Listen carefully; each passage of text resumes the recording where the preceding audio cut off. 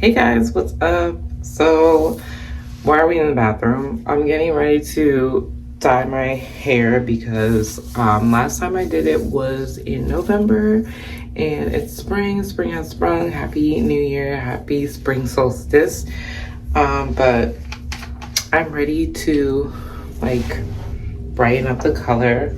It's funny because I don't even remember the ratio I used last time, so I'm just kind of winging it. Just eyeballing everything is what we're doing today. Got 30 developers. Shout out to L'Oreal because they've been keeping me together. I just want to say that being a feminine woman is too much sometimes. When I say too much, I mean that like between the hair dye, if you do your nails, manicure, pedicure, brow maintenance, whatever other maintenance, skincare, it adds up. So here's to being a feminine woman and wanting to to just do the feminine things. But also in this economy, it is not for the weak. And it is not fun sometimes. Just like, what maintenance do I skip today? Or DIY? For real. Anyway, I thought I'd do a little bit of story time because I've been reflecting on my entrepreneur journey and just I realized that I'm a serial entrepreneur. I've been an entrepreneur for quite some time now, and I was just reflecting because recently I had thoughts of like maybe closing the chapter on Sierra's Cloud experiences and just turning the I don't want to say the L's, but just kind of reflecting on the journey, what it has taught me, where do we go from here. It's not anything that I'm set on, but kind of like something that I've been deeply reflecting on and thinking about. And why won't this dye just mix already? So yeah, I've been just thinking about that, and within that I just went down memory lane of just how long I've been doing this whole entrepreneur thing. And what really started my journey, I started at about like, I'd say 12, 13. When I was 11, my parents moved us out of the country to Africa. And we actually lived in Mali for about 6 years. And that was probably the first time that I experienced depression as a human being. Not because we moved to Africa. I'm not saying that Africa is a horrible place to be, but because the way it happened, it was kind of same climate in this country with immigration and 9/11. So all that was going on during that time, and my parents being immigrants of a certain status, things just became really difficult. It was not the American dream for them. Life became like somewhat of a nightmare living here in America. And they made a decision that they move us out of the country. But with that came a lot of sacrifice. And the reason I experienced the depression is because my mom did not come with us. And from 2003 up until 2009, I did not see my mom. So I literally didn't grow up with my mother. And during this time, while I was in Africa, you know, children adjust really fast to new environments. So while I did have like depressive episodes and things like that, I did really enjoy my time there, getting to know my father's side of the family, getting to know my cousins, grandparents, aunts, uncles, people that I would have probably never known if I had never gone there. So that experience was a life-changing experience. But right around the time when I was 12, 13, you know, those are preteen, teen years, and you start seeing things, you start wanting things. Let me go ahead and start putting this dye in my hair whilst I'm speaking. Should I start from the back or the front? Hold on, I'm gonna start from the back. You start seeing things, you start kind of wanting things that you see. And so, you know, it's teenage years. Like, I started wanting things like a cell phone. I'm gonna have to pause this for now. All right, now that I'm in the front, let me continue, because I thought I could do both at the same time, but I absolutely cannot.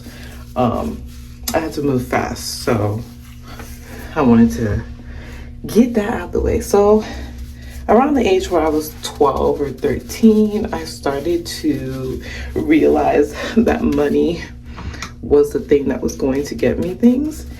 And because I grew up in a Western society and watched sitcoms like Mary-Kate and Ashley and things of that nature, you know, I thought that when I got to this age, you know, I have myself a nice little allowance based on the culture that just I was heavily influenced by. I felt like an allowance was going to automatically come with being a teenager. And I realized that that was not like just a norm, not even in like West Africa, but just as a norm in every American household. That was not something that was a norm. So once I realized that I wasn't going to get a monthly allowance, I mean, my mom would send me allowances sometimes, but it was like very few and far in between. I realized, well, I want a new phone. You know, once I get a phone, I need to, like, in Africa, we have like, there was this kind of like, you buy the minutes to make the phone calls. If like you want minutes on your phone, you have to buy the time. I don't even really know how to explain it, but that was sort of the system that was being used. And basically, I needed an allowance to fund my life. My mom wasn't going to be able to pay the bills, support our life in Africa while take care of herself here, and give me an allowance. So I realized that I needed to be able to make my own money. And I quickly realized that I needed to be able to make my own money. All right, let me make sure I got every inch of hair that I needed to get. I swear, I'm trying not to end up with hot roots. So I'm trying to move as fast as I possibly can. All right, so we're gonna continue this chit chat. A harsh reality came that was not gonna happen. Like, even in the average American household, every teenager is not getting a monthly allowance for sitting on their ass and just being a teenager. So, you know, once I started realizing like, hey, I have a lifestyle that I would like to maintain. I have things that I would like to get, concerts I would like to go to, and things of that nature. Like, I need to get money. And I need to get money fast. So I decided that, you know, I had to do something to get money. And I don't know how the idea came to me. I must have been discussing it with one of like the domestic workers. I was just like kind of going over like, what are some things that I can do to get money? And she was like, oh, ite dableni fere. Dableni is hibiscus juice. I believe like in the Caribbean, they might call it like, I don't want to say sofrito. Is it sofrito? What do y'all call hibiscus juice? I saw it one time on Threads, but I can't remember. But it's hibiscus juice. In a lot of West African countries, we call it dableni because da is mouth, bleni, the reddening of the mouth or whatever. It makes your mouth red. You know, when you drink the juice, just the pigment of the tea. It's hibiscus tea, basically. So I was like, oh. One day, I guess I had saw like my aunt or someone making it. I was like, that's it. That's all I have to do. Get the tea leaves, boil it, add my sugar, my vanilla extract, you know, razzle dazzle it, and that's it. I could sell that and make money. I was like, bet, I'm gonna start selling hibiscus tea. And it's funny because I was like, okay, low investment to start. And, you know, I could sell this from home. I don't need to like go out there. Once people know that I sell the hibiscus juice here, they'll come here and they'll buy the hibiscus juice. Well, the thing about it is I was a teenager and I was also willing to get this money, but I was lazy. So I would make the hibiscus juice, but a lot of times I was over at my friend's house, or I would take my midday nap and people would come and I would get annoyed. I would get annoyed that people would come to buy my hibiscus juice. Like when I'm done doing what I'm doing, I'll be available to sell the hibiscus juice. Who did I think I was? Hold on, let me check my hair. Okay, I'm back post color. Time to do some protein repair. It says to use in place of conditioner, so before I put the Adore in, let's review the color. See, every time I love my hair, but knowing like I have a signature color now just makes me fall in love with my hair even more. It just is like, this is me. This is totally me. So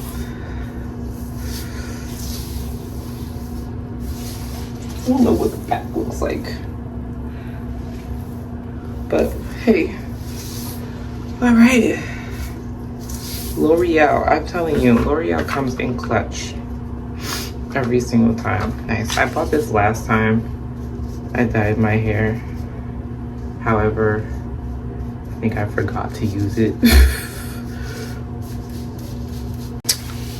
We take good care of our locks over here. So I just put that Bond Repair on.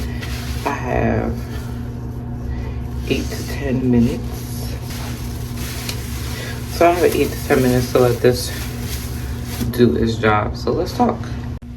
So back to the story, pure laziness was getting in the way of me making my own damn money. And when I think back on it, it's like teenager things. Like you feel entitled to certain things. You want things to be easy. And it was my first realization that, you know, this entrepreneur shit is hard as hell, because, you know, the time that I had to put aside to even go to the market, get the hibiscus tea leaves, get the ingredients, and then when I would like get profits from the sales that I did make, you know, immediately I wanted to spend it all, not like reinvest into the things that I needed to keep the business going.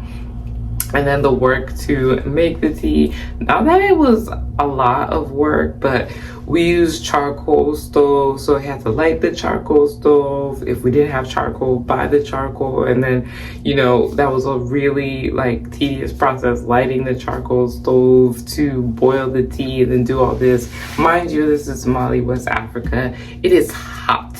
No one wants to be over a stove in all that heat.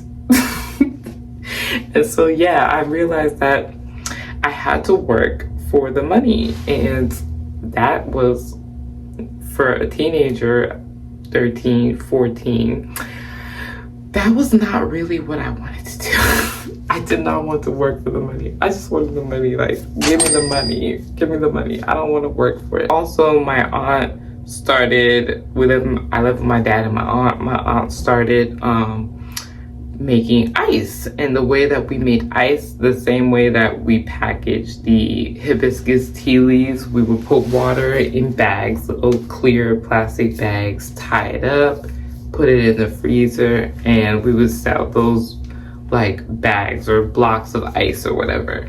And so I helped her do that as well. That was also a very tedious process, pouring the water in the bags, like everything was manual, pouring the water into the bags, tying it up. Same situation with the hibiscus tea leaf, the dableni juice, pour it in the bag, tie it up, stick it in the freezer. So all this was time consuming, it was tedious. I just wanted to hang out with my friends,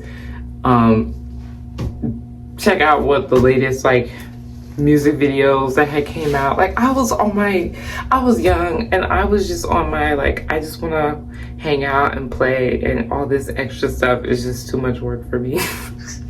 Looking back on it now, yeah, I really was a lazy like entrepreneur.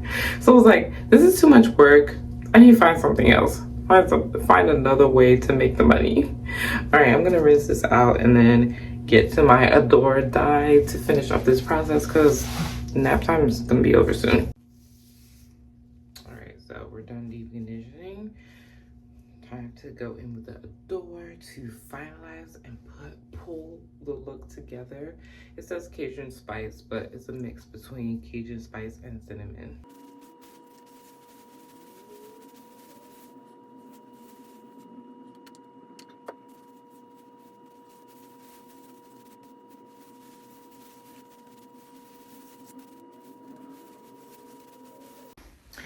Okay, so now that that's out of the way, it's time to retie, and 3 days tops. So I did these yesterday and I stopped filming because my kids woke up and the day got busy. But now I'm on day 2 and I intend to get this second part done in an hour and a half or so. So let's see how fast I can move. So let me continue the story. So after, you know, while I was pursuing these ventures, between selling the hibiscus juice, the ice, and all that, I also realized that I needed to learn how to braid because, like I said, teenage years, you start wanting things. Money was tight, so we would probably get our hair styled maybe like I would say once a month. And then in between, like, I don't know, I just had to figure it out. So I was like, you know, maybe I could learn how to braid, because at that time I was like starting to learn how to braid on dolls and my sister's hair as well. And a few of the domestic workers in our compound, you know, would let me braid their hair from time to time. So I was learning how to braid, and eventually people would start to come to me to do their hair, to braid their hair. Of course, I was still learning, but I realized that this is a service that I could offer. And so I started taking, you know, the craft seriously. But honestly, I was a stylist and not a beautician. So I didn't know anything about the health of the hair. People were coming to me and their hair really needed attention, and I was just focused on like styling and braiding. And I realized that I didn't want to be messing in everybody's hair because their hair wasn't up to par or optimal for like styling in certain styles. But I was always, you know, receptive to a new head of hair because new like playing ground to learn how to style different heads. And of course, it was a learning period. Over the course of the next decade, would I learn more and more about hair, and then 2 decades in probably before I started to learn the science of natural hair and just hair care through my own natural hair journey before I got locks. So I know way more about hair now than I did then. So hairstyling was a gig that I picked up, but I realized, shout out to the people who do hair for a living, because it's very taxing on your body and your hands, especially if you do elaborate styles with like braiding hair, and you know, hours and hours of just that same repetitive motion. It is, you know, it takes a toll on your body. So I'm not sure how long I did the hair braiding for, but I know that I would only do it for certain people. And mostly it just became like a creative outlet for me to, you know, express myself creatively, to try new styles. But it wasn't really something that I wanted to continue to do for the money. So that was my story. Yeah, when you have a need for something, you kind of get up and figure it out. I guess that's the entrepreneur mindset. But, you know, prefrontal cortex was not yet developed, and I was just doing things. But I realized that, you know, I had several skills under my belt that I could use to make money if I wanted to. But again, I was just a teenager. I was more interested in the life of dance and music and stuff like that, like pop culture.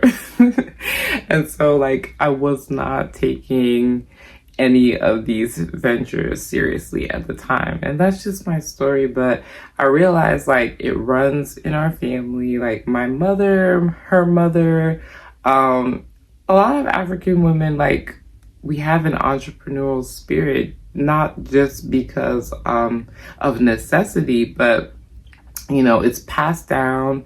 It's often taught. None of this was taught to me, but I saw it as a means to, you know, put a little money in my pocket. But yeah, that was my story. Thank you for listening. I really appreciate you guys being here. And yeah, until next time, I'll see you guys later. I'm gonna try to get through this hair. Yeah, because lock maintenance, I do my own lock maintenance, and doing that by myself takes me some time. As you can see, I color my hair, wash my hair. I'm actually making some hair oil right now infused with some fenugreek. So I heard that's really good for hair growth. So yeah, thank you for watching. Like, comment, if you're like curious. Just like, you could drop some questions in the comment section. I don't care. But yeah, I'll see you guys in my next video. Thanks for watching.